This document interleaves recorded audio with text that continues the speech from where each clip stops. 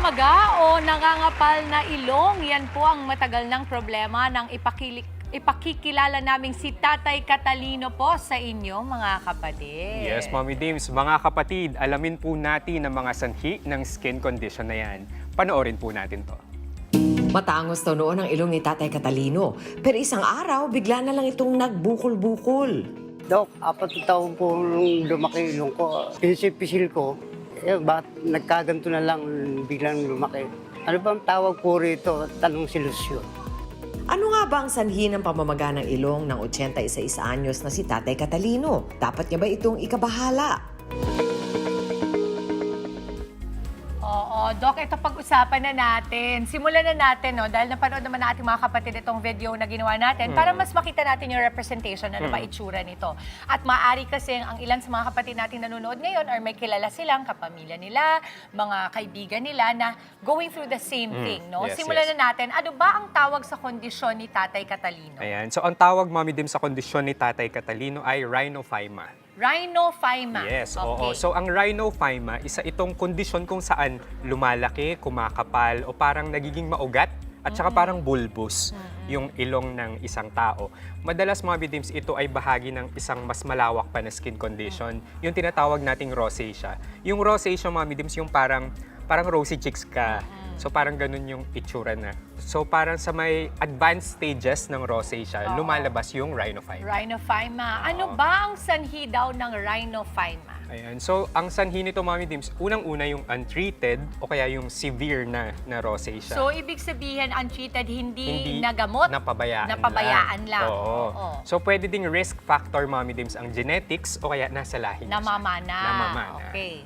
Ano ba yung mga pangunahing sintomas ng rhinophyma? Ayan. So, gaya ng kaso ni Tatay Catalino, ang mga sintomas, Mommy Dims, yung kumakapal, yung balat dito sa may ilong. So, may kasama itong pamumula, minsan may mga bukol o parang mga nodules na maliliit sa ilong and parang disfigured na siya. O kaya Okay. deformed na. Doc, ang tanong ng karamihan, at kung hindi naman sila maselan sa itsura nito, may mga kapatid kasi tayo na parang pababayaan na lang talaga nila. Pero ang katanungan, ang rhinophyma ba ay merong epekto sa kabuuang kalusugan ng isang tao or yung paghinga ba niya kung ikaw ay merong rhinophyma? Kasi syempre, nasa ilong yan and Yes. people might think baka meron din sa loob.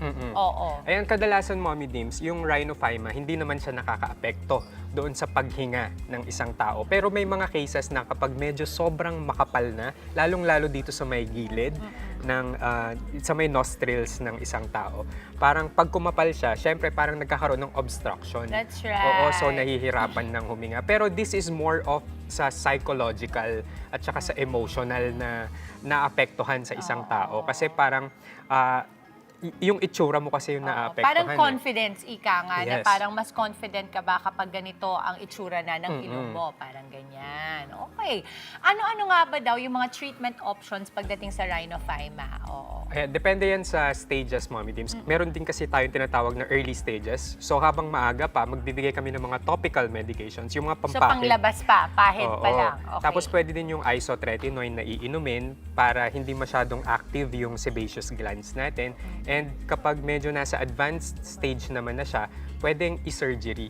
Surgical debulking o kaya babawasan siya. Oo, that's right. Okay, ang tanong ng ating mga kapatid na nanonood ngayon, may posibilidad daw ba na ito ay gumaling ng tuluyan? Ayan, pwede siyang, may posibilidad naman, Mommy Dims, na gumaling yung rhinophyma, pero hindi na 100% na babalik sa dati o kaya sa normal na itsura ng That's ilong. right. Oo. So, kumbaga, you can just take it out pero hindi na talaga yung parang katulad dati. So, pwede siyang magkaroon siguro ng parang konting scab or konting Yes. ano kasi makapal na siya, Oo, no? oo.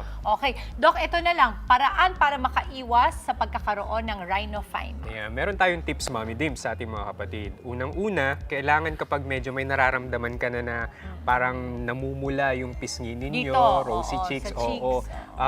Mas magandang ipatingin na agad sa doktor para maagang magamot yung rosacea ninyo.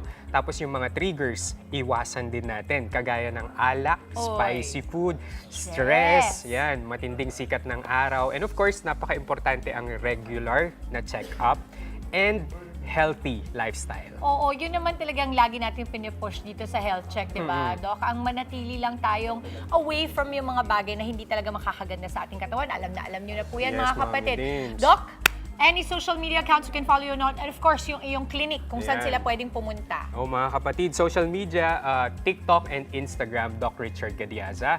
And ang clinic po namin ay Skin Soul Advanced Dermatology and Medical Aesthetics. Meron po kami sa Mandaluyong, Fairview at saka sa Cubao.